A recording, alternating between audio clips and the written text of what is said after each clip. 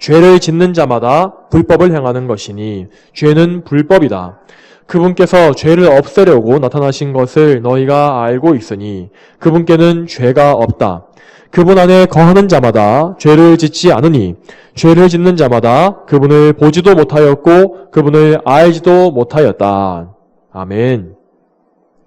자, 지난주까지 살펴보았던 요한일서 3장 1절부터 3절까지 말씀에서 이 사도 요한은 성도들이 하나님의 자녀로서의 이 거룩한 신분을 분명하게 인식하고 살아야 한다고 그렇게 말씀을 전했습니다. 이 지난주에 살펴보았던 3절에서 요한은 이 성도들이 그 마음속에 영원한 소망을 품어야 한다고 말했습니다. 그 소망이란 것은 예수님을 장차 우리가 계신 그대로 뵐 것이고 그러면 우리가 예수님과 같이 완전해질 것이라는 그 소망, 그것입니다. 이 소망을 참으로 그 마음에 품은 성도는 자연스럽게 또한 마땅히 그 삶을 깨끗하게 하고 거룩한 삶을 살게 될 것이라고 그렇게 말한 바가 있습니다. 자, 이렇게 말한 후에 요한은 이 4절부터는 이제는 죄에 대해서 경고하고 있습니다. 자, 이 죄는 아까 3절에서 말했던 깨끗함, 거룩함과는 정반대되는 것으로서 이 성도들이 하나님의 자녀답게 깨끗하게 살기 위해서는 반드시 대적해서 맞서 싸워야 하는 우리의 적입니다. 자, 이렇게 3절과 4절 단 한 구절 사이에 거룩함과 죄라는 이렇게 극명한 흑과 백의 엄청난 대조가 나오는 것을 보시기 바랍니다.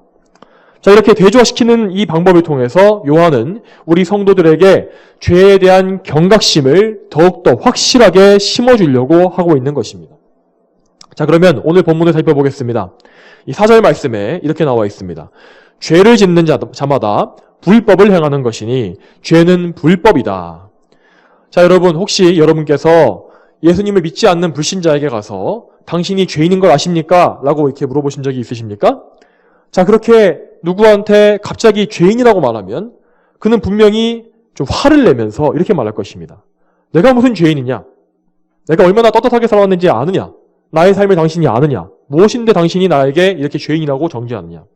나는 법적으로 아무 문제 없이 그렇게 당당하게 살아왔고 깨끗하게 살았다.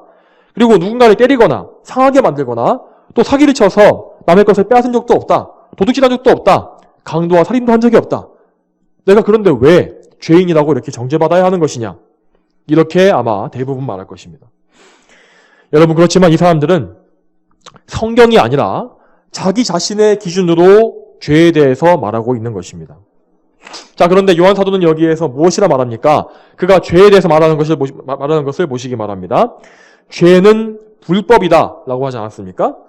자, 여러분, 여기서 불법, 법을 어기는 것이라 했는데 이 법은 사람의 법이 아니라 하나님의 법을 어기는 것을 말하는 것입니다. 즉, 죄란 것은 이것입니다.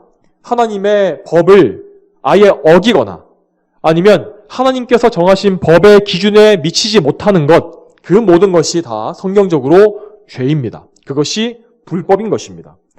자, 또한 여기에 나오는 이 불법이라는 단어의 원어를 살펴보게 되면 이 단어는 법이 없는 무법의 상태를 말하는 것입니다. 자, 그런데 이 말은 하나님의 법이 적용되지 않는 뭔가 무법의 영역, 초법적인 영역이 있다는 것이 아닙니다. 자, 이 말의 뜻은 죄인들이 불법을 행할 때, 죄를 지을 때에 마치 하나님의 법이 없는 것처럼 행동한다는 그런 의미입니다. 하나님의 법을 무시한다는 것은 그 법을 만드신 하나님을 무시하고 멸시하는 것과 똑같은 것입니다. 그래서 죄에 대해서 시편 14편 1절에 이렇게 나와 있는 것입니다. 어리석은 자, 죄인은 그 마음속에 말하기를 하나님은 없다 하는구나. 그들은 부패하고 행실이 역겨우며 선을 행하는 사람이 없다.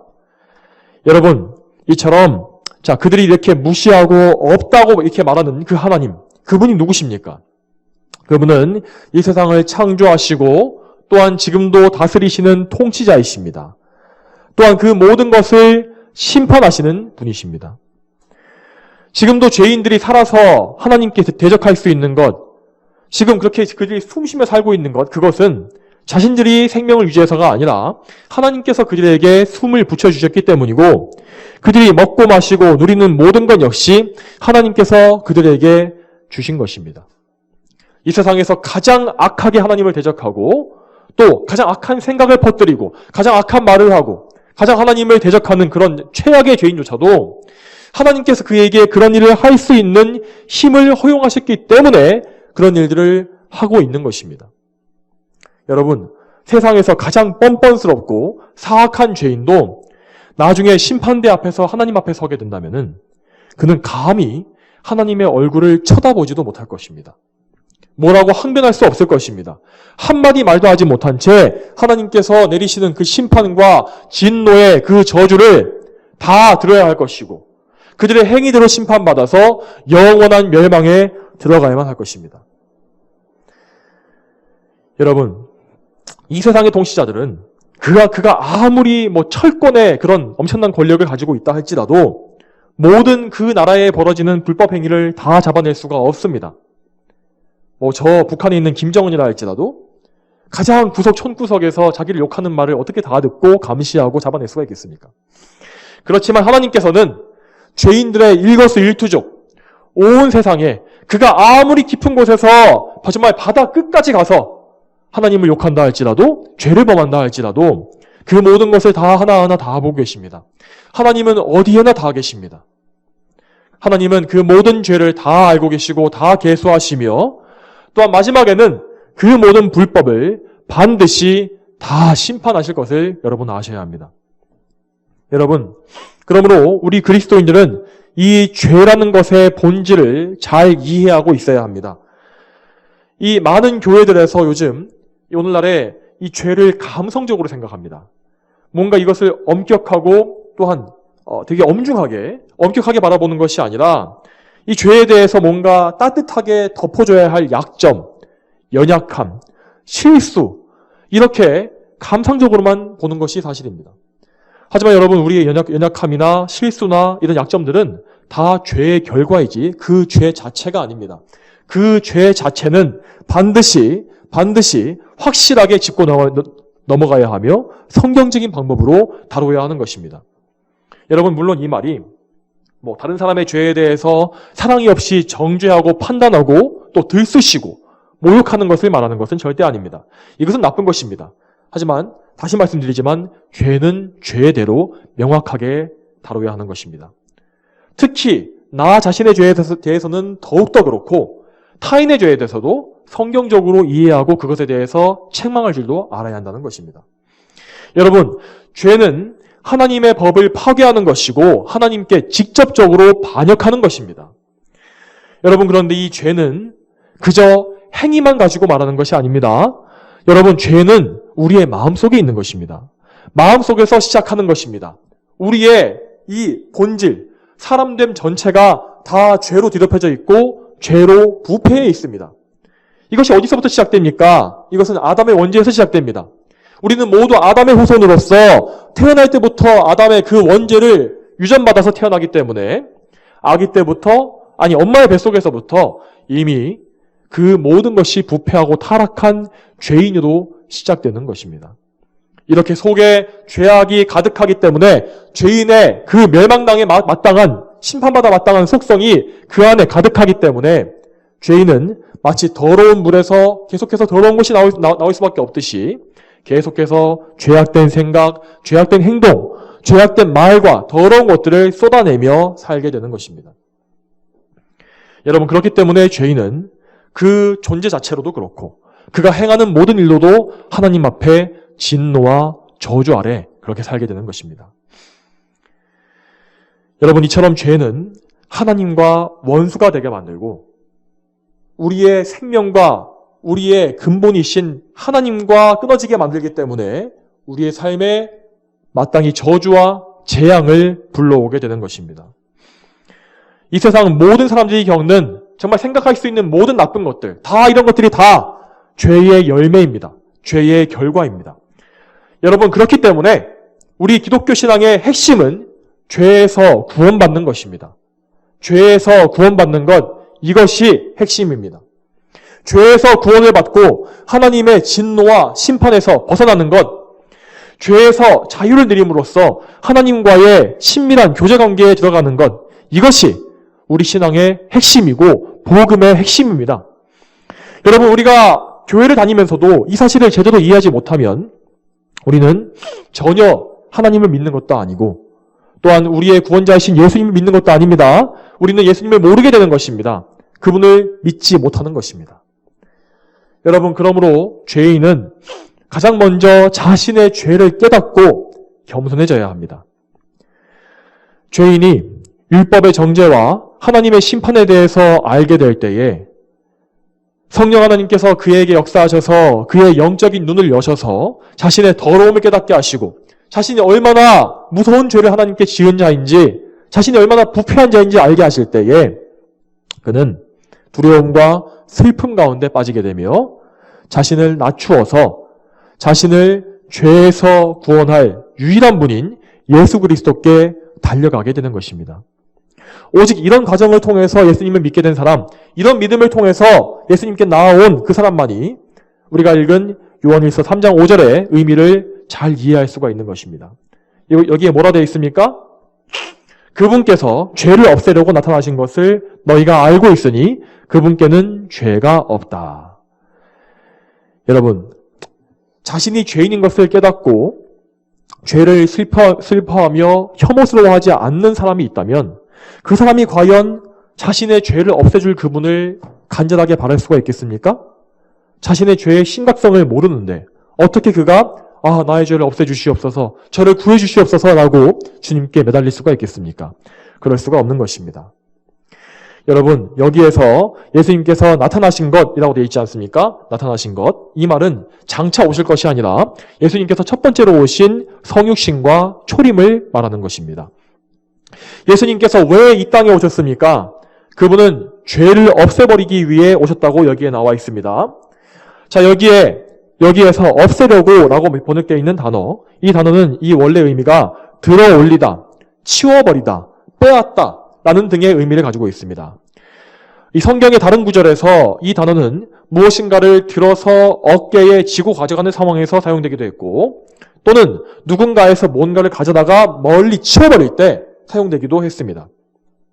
그렇기 때문에 이 단어가 의미하는 바 그대로는 무엇이냐면 예수님께서 우리의 죄를 가져가셔서 대신 지고 가셨으며 그래서 그분께서 이 모든 것을 다 처리하셔서 우리에게서 없애버리셨다라는 의미가 되는 것입니다. 여러분, 우리의 예수님은 죄를 알지도 못하는 분이십니다. 그렇지만 하나님께서는 그분을 우리 대신 죄로 삼으셨다라고 성경에 기록되어 있습니다. 죄가 아예 없으신 분이 죄 자체로 여겨주시고 우리를 위한 희생제물이 되신 것입니다. 여러분, 그런데 만일 예수님께 죄가 조금이라도 있었다면 그분은 흠없는 제물로 하나님께 받아들여질 수가 없었을 것입니다. 또한 그분이 죄가 있었다면 우리의 죄를 대신 질 수도 없었을 것입니다. 모든 죄인들은 다른 사람의 죄를 대신 질래야 질 수가 없습니다. 자신의 죄조차도 해결하지 못하는 무능한 자가 어떻게 감히 남의 죄를 해결해 보겠다고 나설 수가 있겠습니까? 그럴 수는 없는 것입니다.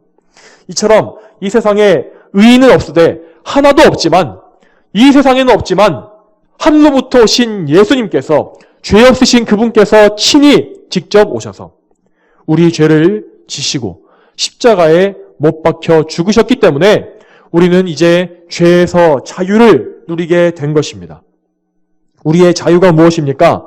시편 103편 12절에 이렇게 나와 있습니다. 동이 서에서 먼 것 같이 주께서 우리의 허물을 우리에게서 멀리 옮기셨다. 여러분, 이 말대로 예수님께서 우리의 허물을 대신 지심으로 말미암아 이 모든 것이 다시금 우리에게 오지 않도록 멀리 던져버리셨고 다 없애버리셨습니다. 이 말씀을 잘 기억하시기 바랍니다. 이렇기 때문에 예수님을 믿어서 구원받은 모든 그리스도인들은 그들의 죄가 실제로 없어지고 죄의 짐이 벗겨진 사람들입니다.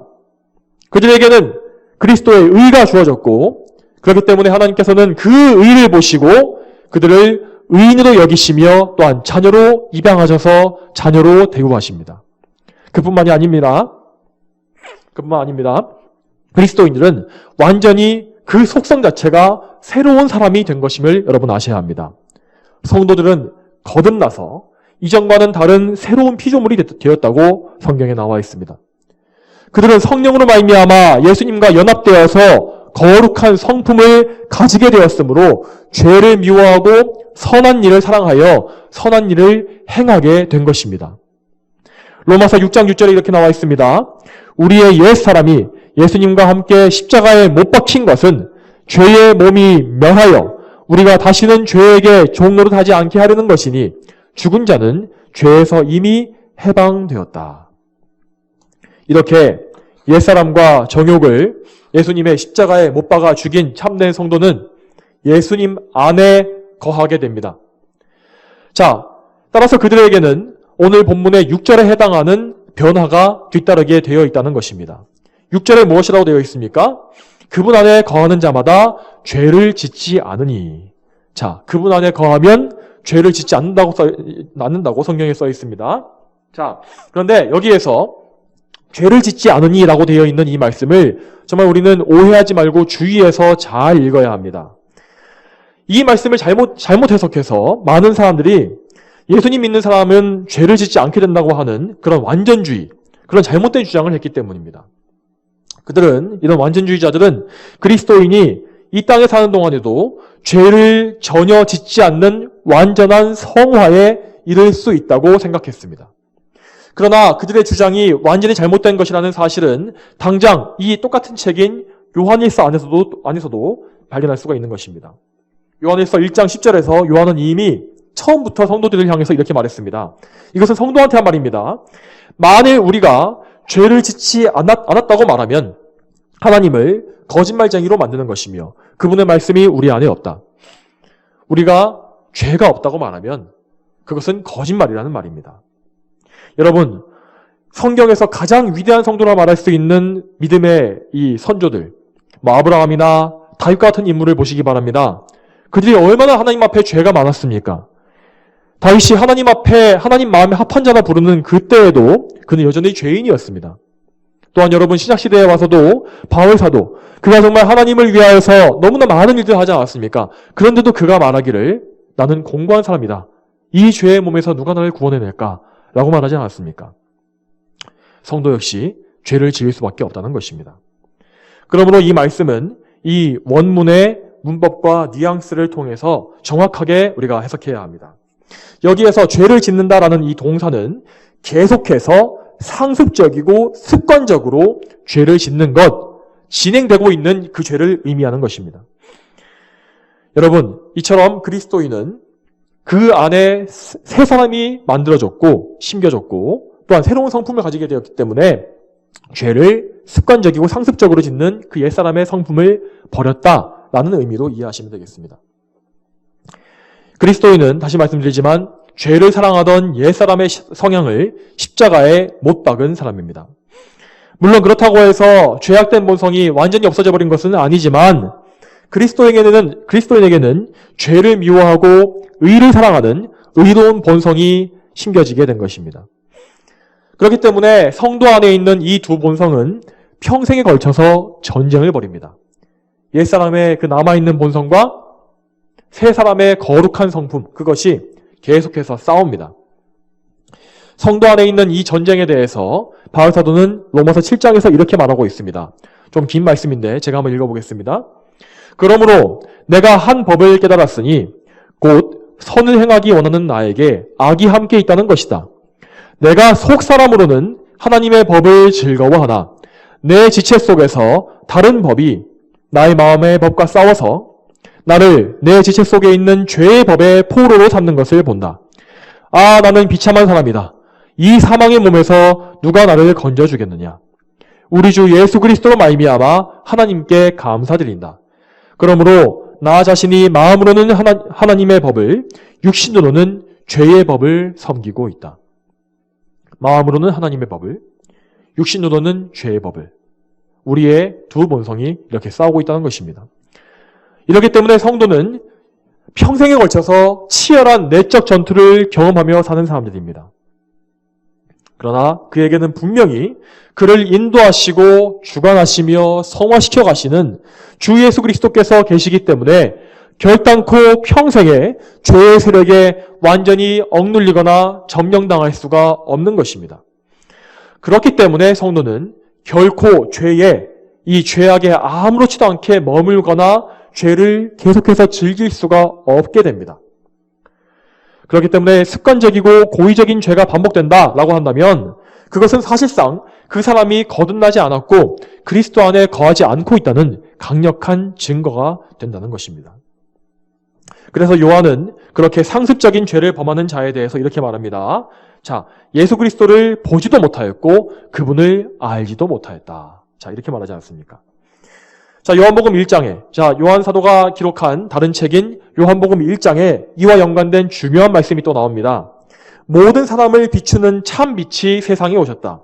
그분께서 세상에 계셨고 세상이 그분으로 말미암아 창조되었으나 세상은 그분을 알지 못하였다.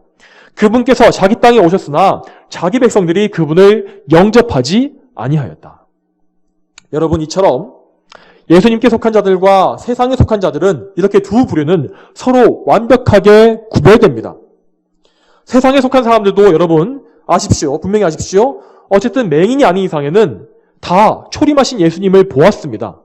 이 세상에 사는 사람들 모두 지금도 성경의 기록을 통해서 예수님을 어쨌든 볼 수는 있습니다. 자, 그 당시에 이 세상에 살았던 사람들 생각해 보시기 바랍니다. 예수님께서 병자를 고치시고 귀신을 내쫓는 것, 이 세상 사람들도 다 그의 눈으로 보지 않았습니까?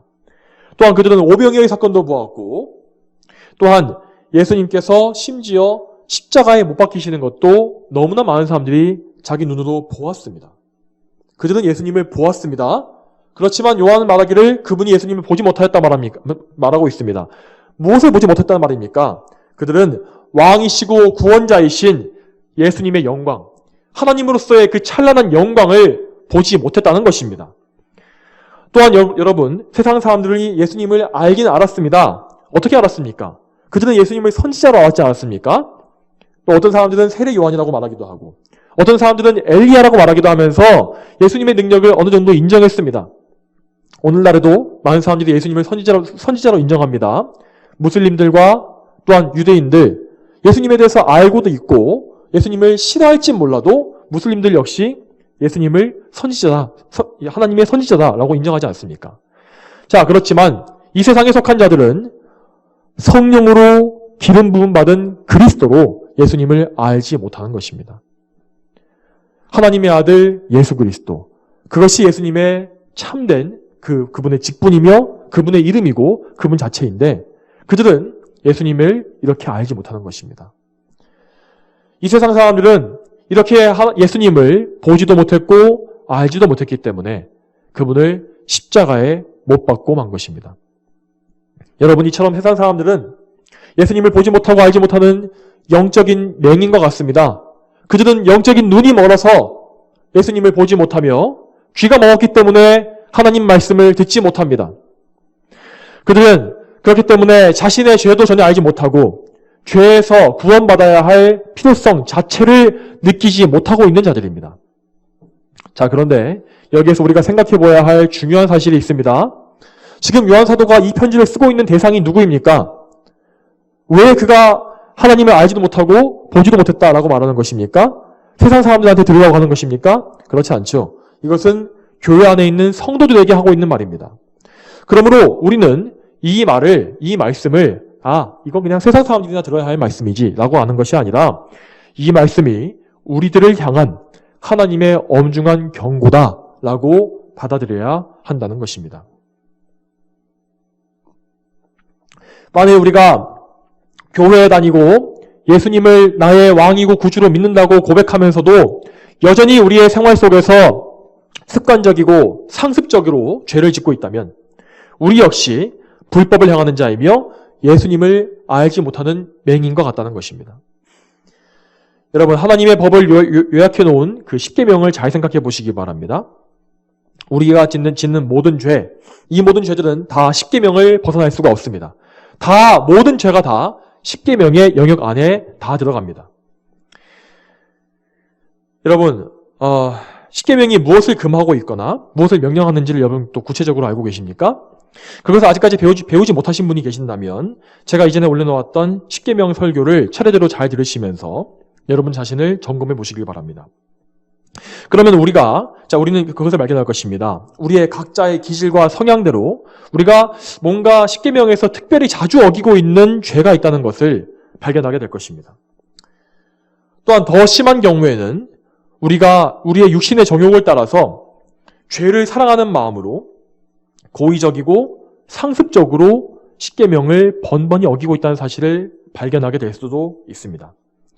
이럴 때에 우리는 우리 자신의 행동을 정당화하거나 죄를 축소하고 덮어놓으려고 해서는 안 됩니다. 여러분, 이 십계명을 어긴다는 것이 엄청나게 큰 범죄만을 말하는 것이 아닙니다. 다윗과 같이 간음하고 살인교사를 한 그런 죄만 말하는 것이 아닙니다. 그런 모든 죄들, 자, 여러분 우리 삶 속에서 아주 사소해 보이는 것들을 생각해 보시기 바랍니다. 우리가 뭔가 습관적으로 하는 무익한 말들, 거칠고 더러운 말들이나 통제되지 않고 마음속에서 마음껏 하는 더러운 생각들, 또는 더러운 행동들, 또한 무절제하게 시탐을 부린다거나 습관적으로 거짓말을 한다거나 아니면 습관적으로 남을 시기하고 질투하고 미워하는 마음을 갖는 건 이러한 사소해 보이는 것들, 이런 것들이 모두 결코 그냥 내버려둬서는 안 될 정말 더럽고 추악한 불법인 것입니다. 물론 우리는 너무나 연약하기 때문에 자주 걸려 넘어집니다.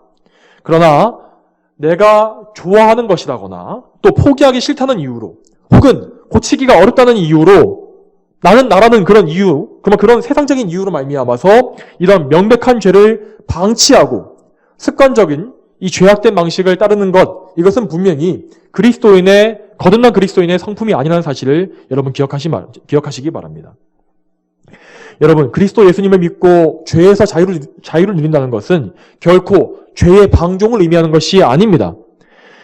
예수님을 향한 참된 소망을 가진 자들은 예수님께서 깨끗하신 것처럼 자신을 깨끗하게 한다는 이 말씀을 우리가 이미 듣지 않았습니까? 여러분, 저 히터 좀 켜주시겠어요? 그러므로 우리가 자신을 깨끗하게 하기 위해서는 성령님 안에서 하는 참된 회개가 반드시 우리의 삶 속에 있어야 하는 것입니다. 참된 회개가 무엇입니까? 그냥 예수님께 가서 엎드려서 용서를 구하면 그걸로 끝나는 것입니까? 그런 것은 그냥 반쪽짜리 모양만 갖춘 회개에 불과합니다. 참된 회개라는 것은 용서를 간구하는 것뿐만 아니라 회개한 그 죄에서 완전히 돌이키는 것을 반드시 포함하고 있어야 하는 것입니다. 그러므로 우리가 죄를 회개했음에도 불구하고 또다시 별 죄책감이나 저항이 없이 반복적으로 똑같은 죄에 빠진다는 것은 우리가 참되게 회개한 적이 없다는 것을 분명히 보여주는 것입니다. 네, 물론 이 참된 회개를 했어도 우리는 어쩔 수 없이 또 넘어질 수가 있습니다. 우리는 그만큼 연약하고 부족한 죄인들입니다. 그러나 참된 성도는 다시 넘어졌다고 하더라도 결코 자포자기하거나 자신을 죄에 그대로 내버려두지 않습니다. 그는 그 죄를 참으로 아파하고 슬퍼하며 하나님 앞에 또한 크게 부끄러워합니다. 하나님의 마음을 아프게 했고 하나님을 근심하게 했으며 하나님께서 싫어하시는 죄를 지었다는 그 사실을 참으로 부끄러워하는 것입니다. 그래서 그는 성령님께 부르짖고 예수님 앞에 꿇어 엎드리게 되어 있습니다. 그렇게 죄를 회개하는 일이 반복되어 갈수록 그 성도 안에서 죄의 성향은 점점 더 약해져 가게 되고 그리스도를 닮은 새 사람은 날로 더욱더 강해지는 것입니다. 죄악된 습관들은 하나씩 정리되어 가고 하나님께서 기뻐하시는 거룩한 영적인 습관들이 그 속에 정착되고 굳어져서 그 사람의 생활 방식이 되어갈 것입니다. 여러분은 성도로서 이러한 변화를 참으로 경험하고 계십니까? 여러분은 참으로 죄와 싸우고 계십니까? 성도 여러분, 죄의 세력에 대하여서 영적인 전쟁을 선포하시길 바랍니다. 단호하게 죄를 끊으십시오. 죄는 불법이고 하나님의 거룩하심에 도전하는 반역입니다. 우리의 주인이신 하나님께서 가장 미워하시는 것이 바로 이 죄입니다. 이것을 안다면 우리가 어떻게 감히 이 죄를 사랑하거나 즐기면서 살 수가 있겠습니까? 갈라디아서 2장 20절에 이렇게 나와 있습니다. 내가 그리스도와 함께 십자가에 못 박혔으니 이제는 내가 사는 것이 아니라 그리스도께서 내 안에 사시는 것이다. 내가 지금 육체 안에 사는 것은 나를 사랑하셔서 나를 위해 자신을 내어주신 하나님의 아들을 믿는 믿음으로 사는 것이다. 여러분, 거듭난 성도로서 우리는 우리 자신을 위한 삶을 사는 것이 아닙니다. 우리 스스로 사는 것이 아닙니다. 그리스도께서 성령님을 통하여 우리 안에 사시면서 우리를 그분의 영광을 위한 삶으로 인도하시고 그분께서 사시는 것입니다. 이 말씀의 의미를 깊이 깨닫고 하나님의 영광을 위해서 살아가는 우리 모두가 되어야 할 것입니다. 또한 여러분, 마지막으로 죄와 싸우는 가운데 이것을 꼭 기억하십시오. 여러분이 죄와 싸움을 싸우는 가운데 여러분의 동료 그리스도인들을 긍휼하게 여기는 마음을 항상 가지시기 바랍니다. 주변의 성도들을 생각해 보시기 바랍니다. 그들의 인생을 살펴보았을 때 혹시 그들의 인생이 나와는 다르게 뭔가 편안하고 행복해 보이십니까? 절대 그렇지 않습니다, 여러분. 물론 다른 사람들의 생활 여건이 각각 조금씩 다를 수는 있습니다. 그렇지만 그들 모두 역시 성도라면 나와 똑같이 죄와 싸우고 죄에 넘어지고 슬퍼하고 아파하기도 하는 그런 고단한 인생일 뿐입니다. 여러분, 그리고 특히 성도들 가운데에서 예수님을 믿은 지 얼마 되지 않고 믿음이 약한 사람들은, 그런 사람들은 더욱더 힘겨운 싸움을 싸우고 있다는 이 사실을 좀 기억해 주시기 바랍니다. 왜 요한 사도가 습관적이고 계속적인 이 죄에 대해서 경고한 것입니까? 교회 안에 그런 사람들이 있기 때문입니다. 물론 그런 사람들이 성도가 아니라고 말했던 것이 분명합니다. 자, 제가 그렇게 말을 했습니다. 하지만 아직 회심한 지 얼마 되지 않은 연약한 성도들의 경우에는 믿음이 아직 약하기 때문에 옛사람의 본성에 더욱더 자주 넘어지고 죄를 너무나 자주 짓게 될 수도 있다는 사실을 우리는 알고 있어야 합니다. 그런 사람들은 믿음이 너무 작고 미약해서 거의 믿음이 없는 것처럼 보이기도 합니다. 그럴 수가 있습니다. 자, 그렇지만 우리는 그들이 공적인 신앙 고백을 하며 교회 안에 함께 거하고 있는 한 그들을 형제로 대하면서 그리스도의 사랑으로 위해 주어야 하는 것입니다. 당연히 공적인 죄에 대해서, 공공연한 죄에 대해서 이 교회의 질서를 지키기 위해서 치리하는 것도 반드시 필요합니다. 그렇지만 성도는 항상 미워하는 마음으로 판단하거나 물어뜯지 말고 매사에 분쟁과 다툼이 없이 사랑으로 행해야 할 의무가 있다는 것을 여러분 기억하시기 바랍니다. 유다서 22절과 23절에 이렇게 나와 있습니다. 의심하는 자들을 불쌍히 여기고 어떤 이들은 불에서 끌어내어 구원하며 어떤 이들은 육체로 더럽혀진 옷까지도 미워하되 두려움으로 불쌍히 여겨라. 또한 요한일서 5장 16절에 이렇게 나와 있습니다. 형제가 사망에 이르지 않는 죄를 짓는 것을 보거든 간구하여라. 이렇게 되어 있고, 또한 로마서 14장 10절에는 이렇게 나와 있습니다. 어찌하여 너는 너의 형제를 판단하느냐? 어찌하여 너의 형제를 업신여기느냐? 우리 모두가 하나님의 심판대 앞에 설 것이다. 성도 여러분, 어떤 사람에 대해서라도 최종적인 결과, 최종적인 그의 멸망과 구원은 오직 하나님께만 달려있는 것입니다. 하나님만이 그것을 아시는 것입니다. 물론 때로 우리는 교회를 노골적으로 대적하고 그리스도의 몸을 깨뜨리는 악한 자들, 교회의 대적에 대해서 단호하게 맞서 싸워야 할 때가 있습니다. 그렇지만 우리는 그럼에도 불구하고 항상 두려워하는 마음으로 함부로 판단하거나 미워하지 말고 형제가 죄를 짓는 것을 보더라도 긍휼한 마음으로 그가 회개하도록 하나님께 간구해야 한다는 것입니다. 긍휼히 여기는 자들은 긍휼히 여김 받을 것이라고 예수님께서 말씀하셨습니다. 우리 자신이 그 누구보다 하나님의 긍휼하심을 필요로 하는 죄인임을 우리가 진짜 안다면 우리 역시 긍휼함을 얻기 위해서라도 남을 긍휼히 여기는 마음을 항상 많이 가질 수 있도록 늘 힘써야 할 것입니다. 이제 말씀을 맺겠습니다. 성도 여러분, 오늘 이 말씀을 기억하시기 바랍니다. 죄를 미워하고 죄와 싸우는 거룩한 삶을 사십시오. 죄의 그 더러운 속성과 죄의 그 악함을 정말 철저하게 깨달으시고 죄를 피하며 죄를 미워하는 그런 삶을 사시기 바랍니다. 여러분의 죄를 없애기 위해서 이 땅에 오신 예수님을 기억하십시오. 그분께서 여러분의 죄를 대신 지시고 십자가에 못 박히셨습니다. 그러므로 여러분의 옛사람을 정말 그 예수님의 십자가에 못 박아 죽인 사람들답게 예수님과 함께 예수님을 위한 삶을 사시기 바랍니다. 예수님을 믿으시고 언제나 그분께 의지하시며 영원히 사랑하시는 저와 여러분이 되기를 축복합니다. 다 함께 기도하겠습니다. 거룩하신 아버지 하나님, 오늘도 요한일서의 말씀을 통하여서 우리가 정말로 하나님 앞에서 어떠한 삶을 살아야 하는지 다시 한번 보게 하시니 감사합니다. 죄는 불법이고 정말 하나님이 없다 하는 어리석은 악한 것임을 저희가 다시 한번 깨닫습니다. 주 하나님, 저희가 성도로서 항상 죄와 싸우게 하시며 또한 이 죄를 우리에게서 없이 하시려고 오신 우리의 구원자 예수님을 항상 의지함으로 말미암아 참으로 하나님을 주 예수 그리스도를 알며 주님을 믿는 그러한 삶을 살아갈 수 있도록 인도하여 주시옵소서. 감사드리오며 예수님의 이름으로 기도 올렸습니다. 아멘.